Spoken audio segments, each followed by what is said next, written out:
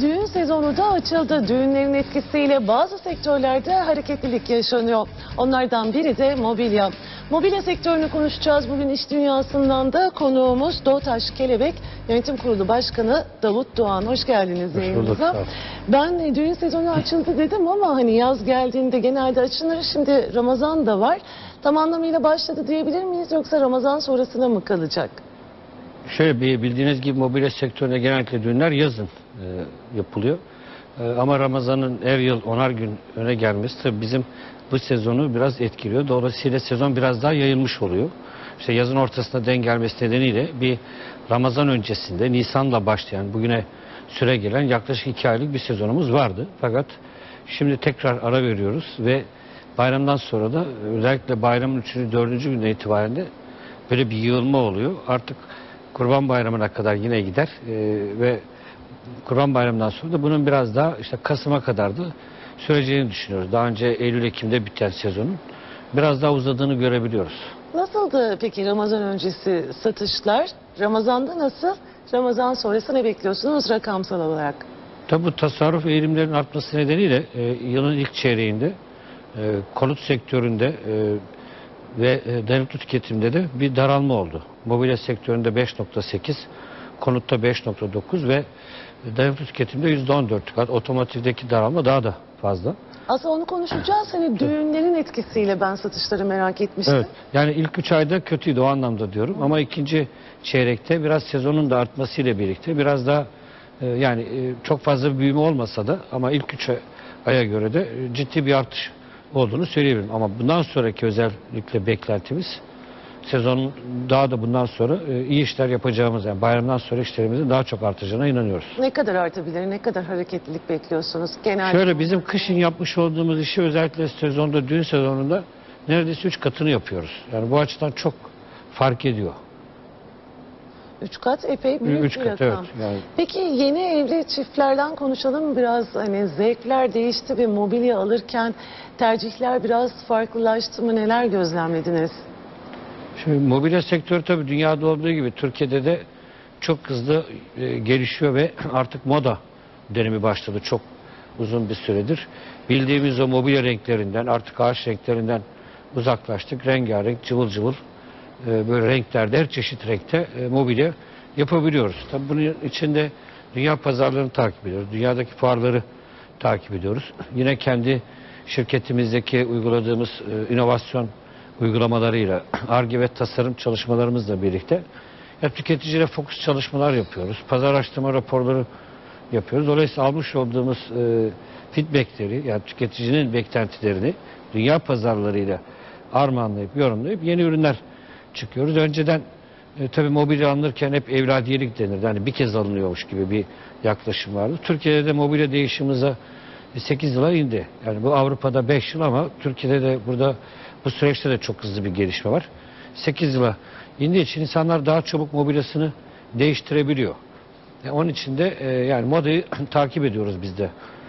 Onun için de moda dünyasından da ünlü isimlerle bildiğiniz gibi geçtiğimiz dönemlerde hep moda tasarımcılarıyla da çalışmalar yaptık. İşte Ece Sükan'la Atıl Kutoğlu gibi yine bir İtalyan tasarımcımız vardı.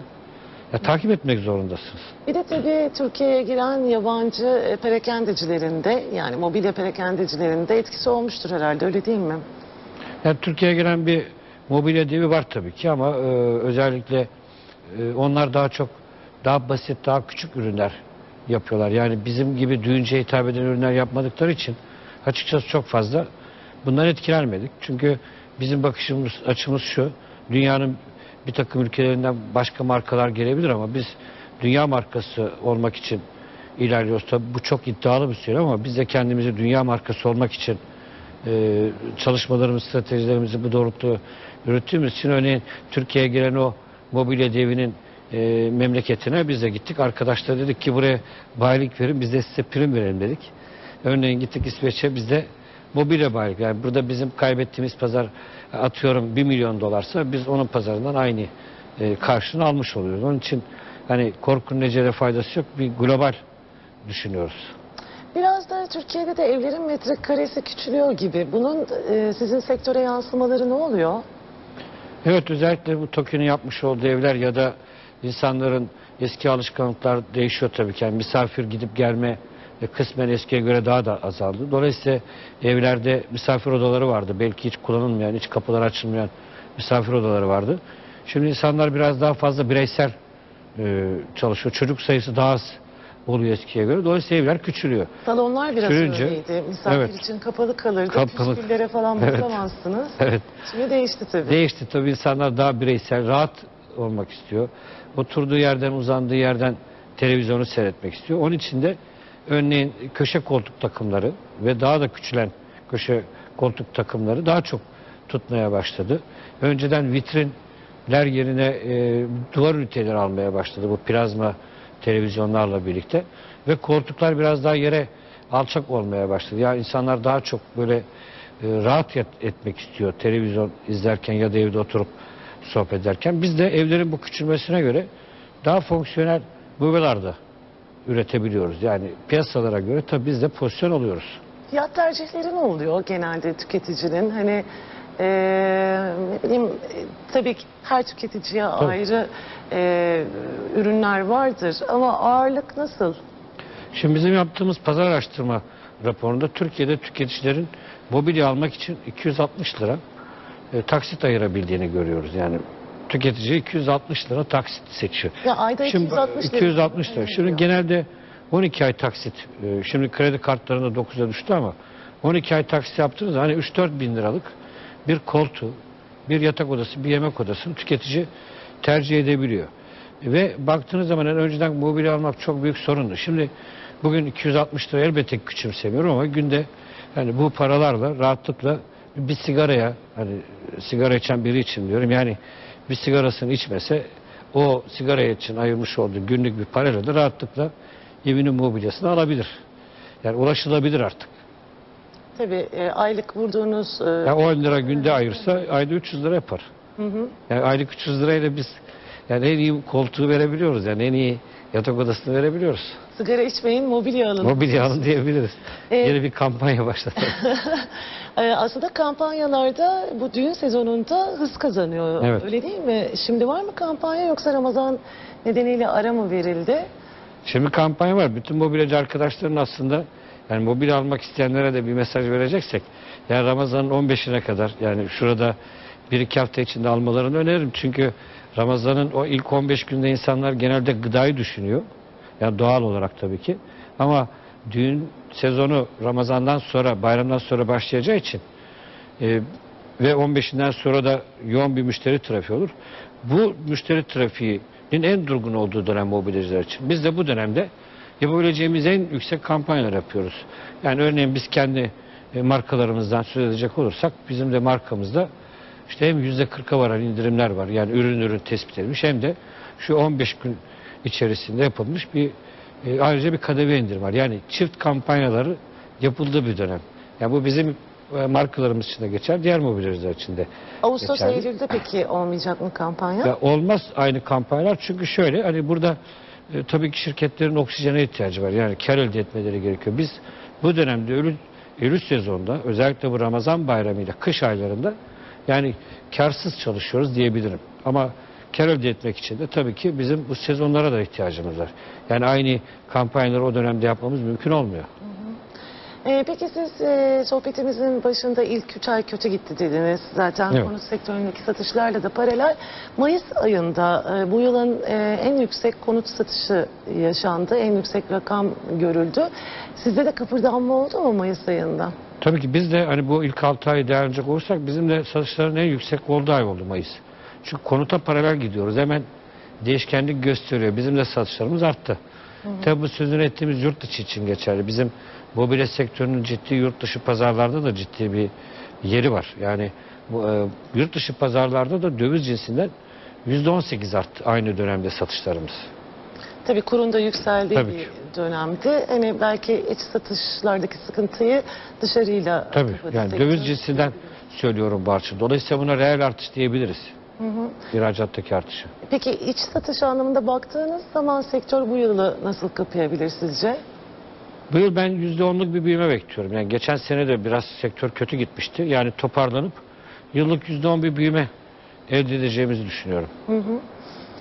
Kurun işte ihracat tarafında olumlu etkileri olduğundan bahsettik. Hani kur ve faizin üretim anlamında mobilya sektörüne etkileri ne oldu? Şimdi faizlerin yüksek olması zaten tüm yatırımcılar olduğu gibi mobilya sektöründe etkiliyor. Bunun etkilemesinin tabii iki tane yansıması oluyor. Birincisi biz yatırımcı bir şirketiz. Yapacağımız yatırımlarda tabii dış teknolojide özellikle dışa bağlı olduğu için işte fabrikalarımızdaki makineleri değiştirdik. Yani yeniledik. Doğal olarak hem Düzce tesislerimizi hem Biga tesislerimizi. Dolayısıyla burada yani bu dönemde kurun yüksek olması nedeniyle biraz daha yatırımları gözden geçirmeniz gerekiyor. Ya da ertelemek durumunda kuruyorsunuz. Bir de bu faizler halen çok yüksek. Bu faizlerin yüksekliğini de tüketiciye yansıtmak durumundasınız. Dolayısıyla böyle olunca da tabii ki bu işlere olumsuz yansıyor. Yani ya da işte işlerin biraz daha faize direkt bir maliyet olduğu için, faizin bir maliyeti olduğu için tabii işlerimize yansıyor. Hı hı. Peki dün enflasyon rakamları geldi ve biraz Merkez Bankası'ndan faiz indirim beklentileri azaldı. Siz ne bekliyorsunuz Merkez Bankası'ndan? Merkez Yönetici Bankası'nın olarak.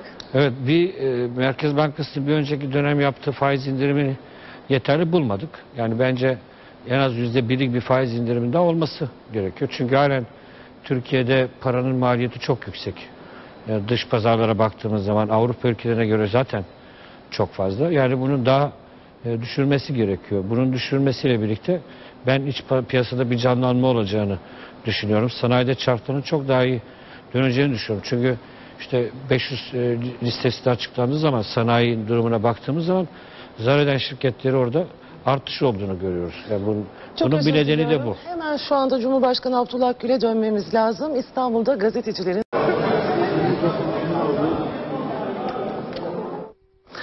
Evet, Cumhurbaşkanı Abdullah Gül'ün açıklamalarını getirdik ekranlara.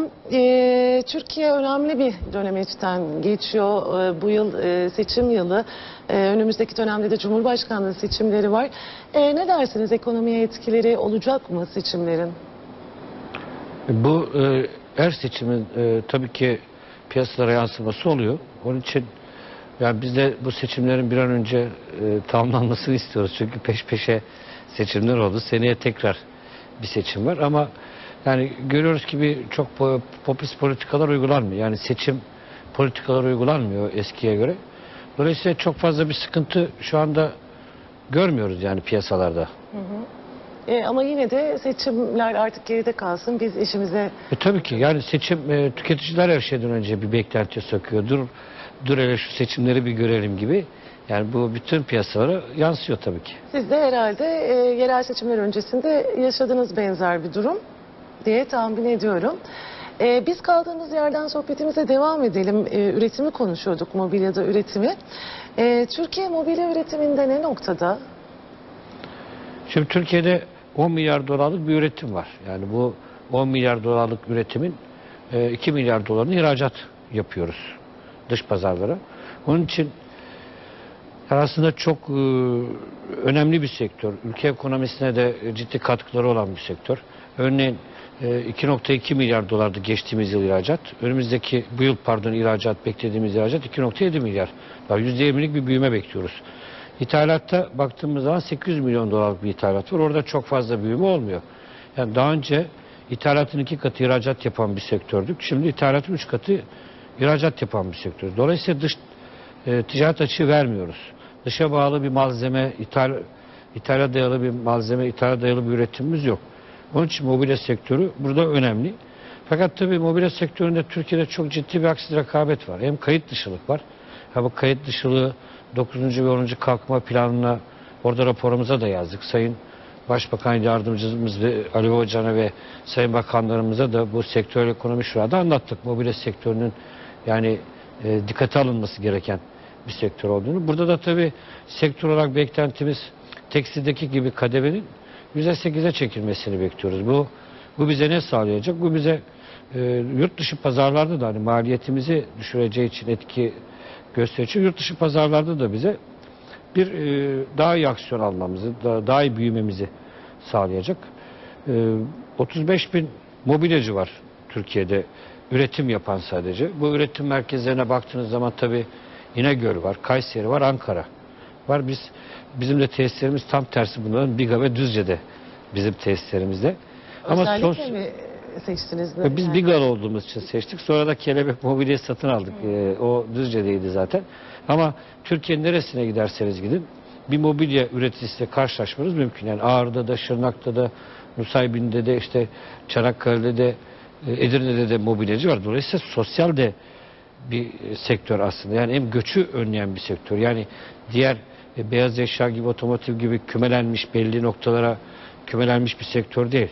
Onun için bu sektörün ihracat fazlası veren bir sektörde olduğu için desteklenmesi gerektiğini söyleyebiliriz. KDV %8'e indirilsin diyorsunuz destek olarak. Peki ne kadar marka ülke Türkiye? Yani 2,7 milyar dolarlık ihracattan bahsettiniz. Yurt dışında konumlandırılması ne noktada Türk mobilyacıların? Şimdi 10 yıldır özellikle bizim bir derneğimiz var. MOSTER, Türkiye Mobilya Sanayicileri Derneği. Tabii sektörümüzde 5 tane dernek var. İşte MOBTER gibi, MOBSAT, OMSİAD, ofisçilerim var, mutfakçılarım, MUDER var. Bu dernekteki tüm arkadaşlar özellikle bizim son 10 yıldır yapmış olduğumuz bu bütün markaların, arkadaşlarımızın markalarına yapmış olduğu yatırımlar, bu Ar-Ge'ye, tasarıma verdiği önemler sayesinde ve özellikle İSMOB, İstanbul Mobilya Fuarı 10 yıldır çok ciddi bir çalışmalar yapıyor. Bunların etkisiyle zaten somut olarak baktığımızda da mobilya sektörünün yıllık %20 ihracatta büyümesi bizim mobilya sektörü olarak dış pazarlarda ne kadar doğru işler yaptığımızı gösteriyor. Biz tabii kendi markamızla da ilgili bizim Türk Kalite belgemiz var. Bu Türk Kalite belgesi de bir devlet destek programı. Dünya markası olma yolunda ilerleyen şirketler, altyapısını tamamlamış şirketlere verilen bir belge olduğu için biz de kendi markamızda yurt dışı pazarlarda örneğin şu anda 80'e ulaşmış, 65 ülkede 80 tane mağaza açtık biz de OTAŞ olarak. Tabii bir diğer markamızda da Türk Kalite'ye müracaat ediyoruz. O da Türkiye'nin ilk kurumsal markası. Dolayısıyla biz markalarımızda sektörün çok daha üstünde büyüdüğümüzü görüyoruz. Yani sektör %20 büyürken biz %40 büyümeyle gidiyoruz. Ama diğer markalı mobilyacı arkadaşların da ciddi işler yaptığını görüyoruz. Yani artık Almanya'ya, İtalya'ya mal satabiliyoruz. Yani Türkiye'nin mobilya ihracatına baktığınız zaman Irak birinci sıradaysa ikinci sırada Almanya var. Yani bir Avrupa ülkesi var. Ya buralara mal Almanya'da satıyor. Türklerin yoğunlukla yaşadığı bir yer tabii. Ama şeyi de örnek vereyim. Mesela İngiltere'de bu sıralamada yer alıyor. Bizim markamızın örneğin İngiltere'de 4 tane mobilya mağazası var. Yani bakıyorum ben arkadaşlardan aldığım bilgiye göre artık İngiliz vatandaşları %60'a ulaşmışız İngiliz vatandaşlarına satışı. Yoksa dediğiniz gibi Almanya'da Türklerin yoğun yaşadığı olan yerlere satmak çok önemli değil. Evet. Ama önemli olan o yurt dışındaki yabancılara satabilmek önemli. İtalya öne çıkıyor herhalde değil mi? Evet. İtalya tasarımda önde. Teknolojide de Almanya daha çok önde. Ölçekte Almanya daha çok önce. Yani mobilya teknolojisini kullandıkları için. Ama yine biz de tasarıma önem veren bir marka olduğumuz için hani oralara da rahatlıkla Almanya'ya da işte İtalya'ya da İngiltere'de rahatlıkla mobilya satabiliyoruz.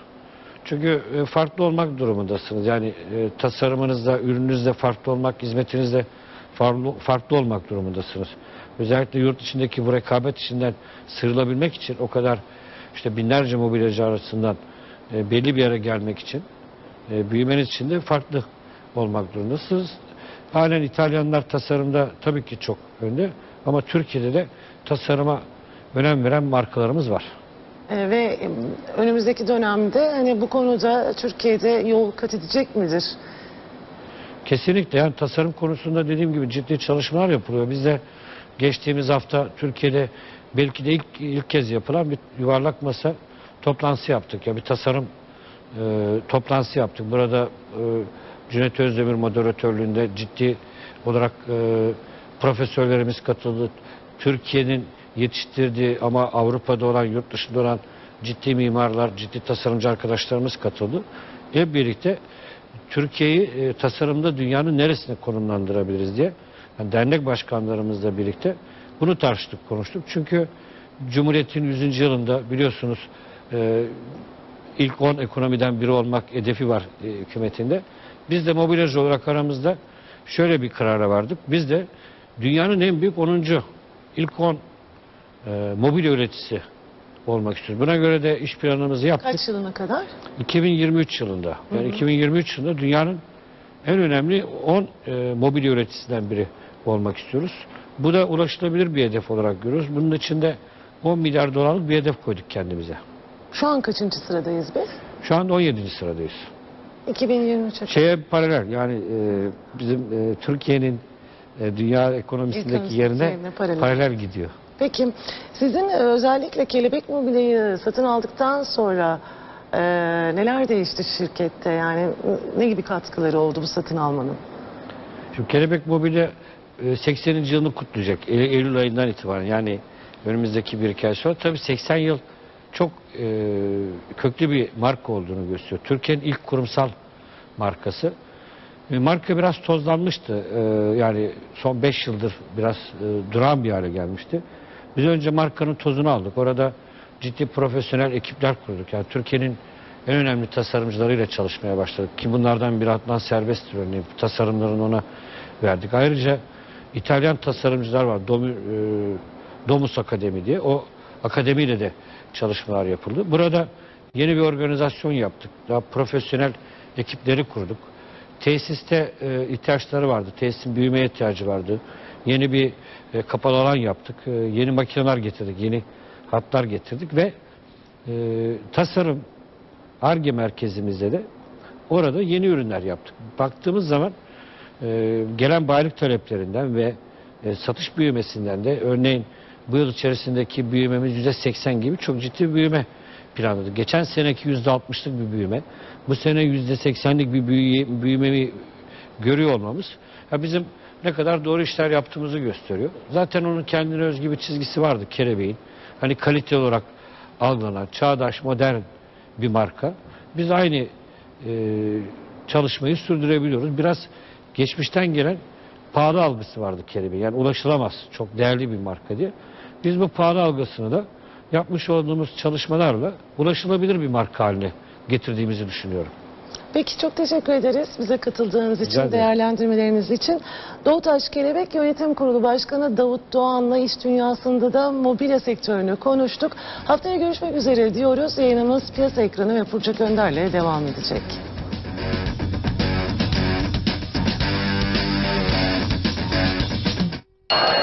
Vakıfbank'ın sunduğu Piyasa Ekranı devam edecek.